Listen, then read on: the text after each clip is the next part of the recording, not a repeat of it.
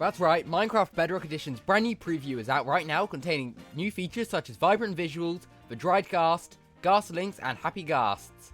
But first, let's take a look at the brand new vibrant visuals. These are essentially shaders for vanilla Minecraft, but to access them, all you need to do inside of the new preview is make sure under the experimental toggles, vibrant visuals is enabled.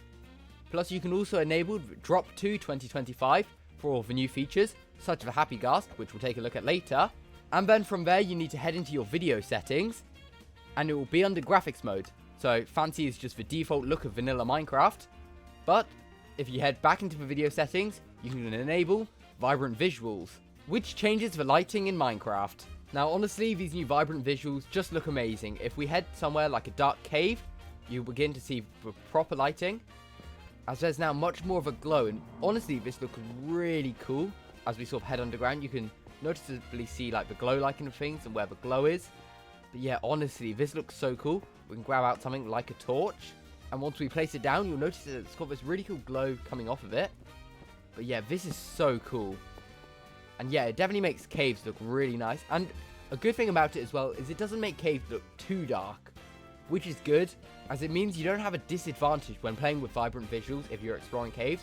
But it also doesn't mean that vanilla players have an advantage.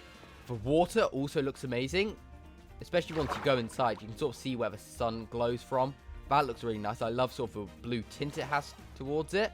We can head over to sort of the ocean, and all of this just looks amazing. You can see sort of all the pixels from the water texture underneath.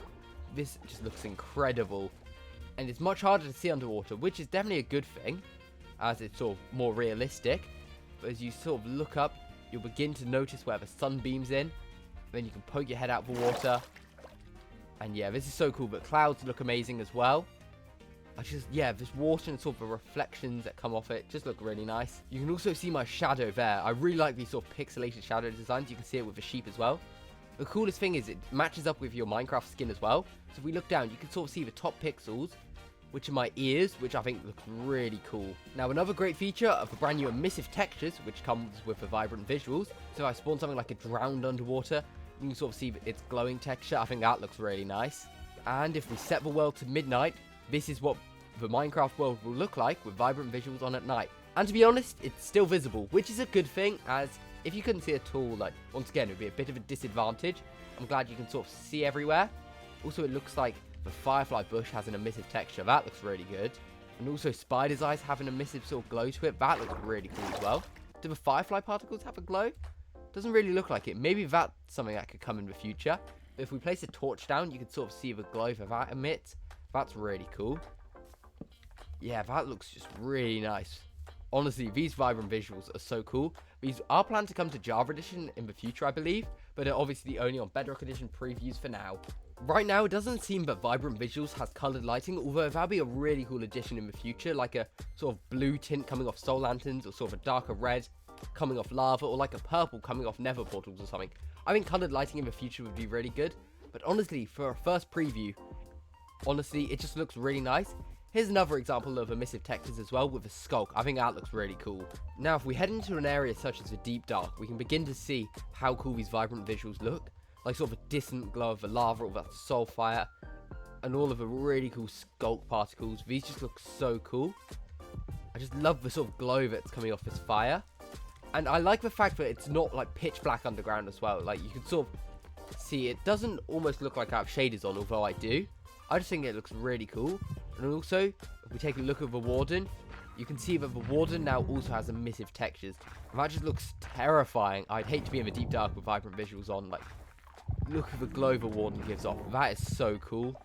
But before we move on to take a look at other features in this brand new update, such as the happy ghast, make sure to subscribe, as I want to see how many subscribers I can be on by the end of the year. Also, thanks for all the recent support. I really appreciate it. One of the brand new items that this Minecraft preview added into the game is the dried ghast.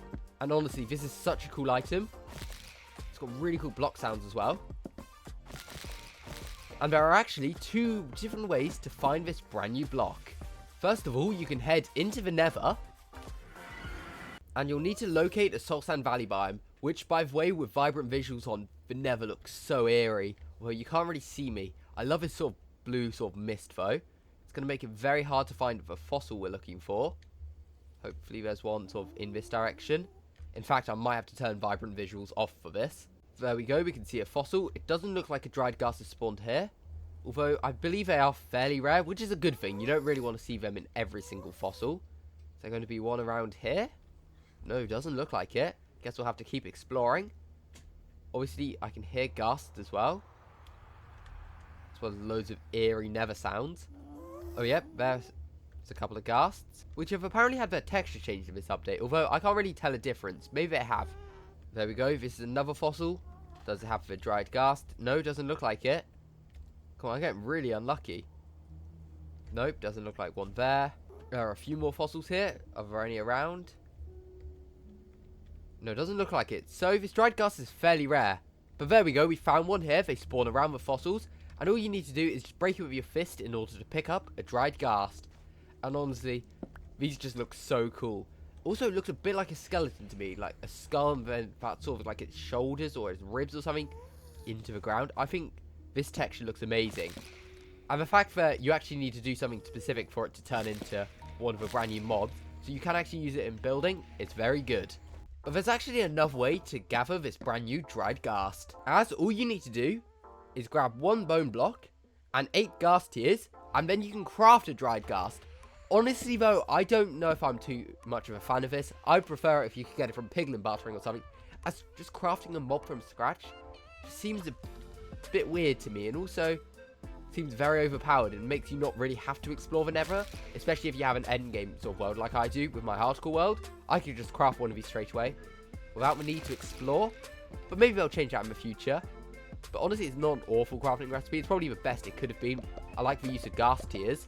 But once you head back into the overworld, all you need to do is place down this dried ghast and waterlog it, and you'll notice some nice green particles will come off of it.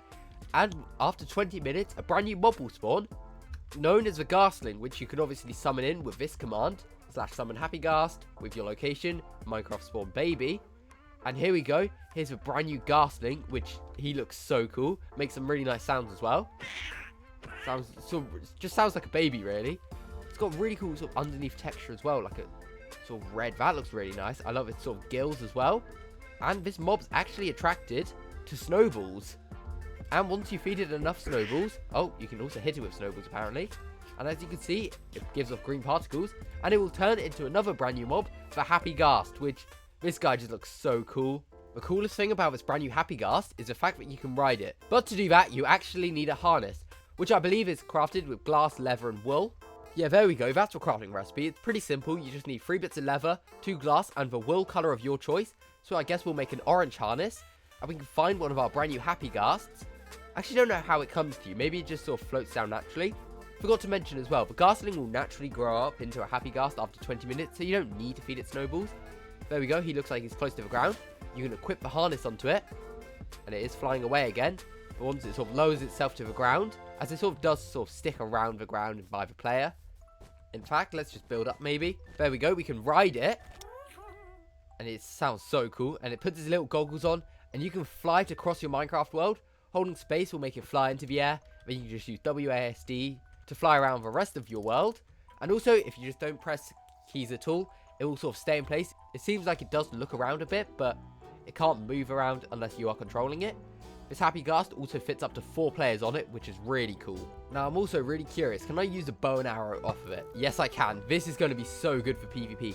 Imagine PvP fights when you can just fight each other on Happy Ghasts, and it looks like you can attack other Happy Ghasts, which is cool. So just imagine like having a massive PvP, I feel a bit bad, I killed it.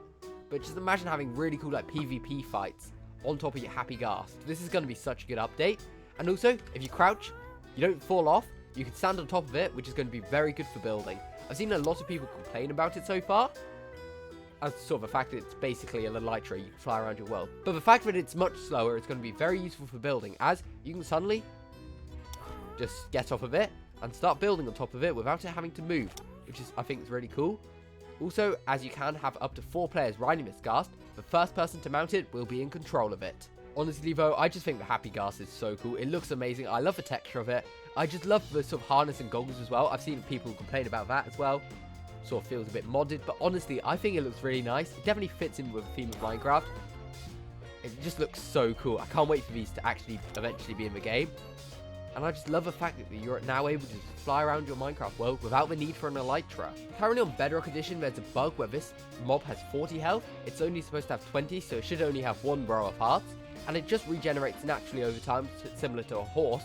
However, if it's raining, snowing, or you're at a similar level to the clouds, it will actually heal up much faster, which I think is a really cool feature. Plus, I believe you can tie them up with a lead as well. Yes, you can. That's going to be so good. So if you just simply grab a fence, you can tie your ghast up. Yeah, that's going to be so good so they don't escape. Now, what happens if I try and fly and it's on a lead? Does it break the lead? Yeah, it looks like it does. But honestly, this is such a cool feature. All you need to do to sort of fly down towards the ground is sort of just look down with your mouse or whatever sort of controller you use, and it will sort of slowly float down. And if you look up, it will fly back up. But honestly, we can crouch off it and we can do a load of building. This is so cool. So, let me know in the comments down below. Are you excited for this brand new mob to release? And will you be using the Happy Ghast in your survival world? Me, even though I'm in endgame in my hardcore world, I definitely will be using it. But anyway, if you enjoyed today's video, don't forget to subscribe.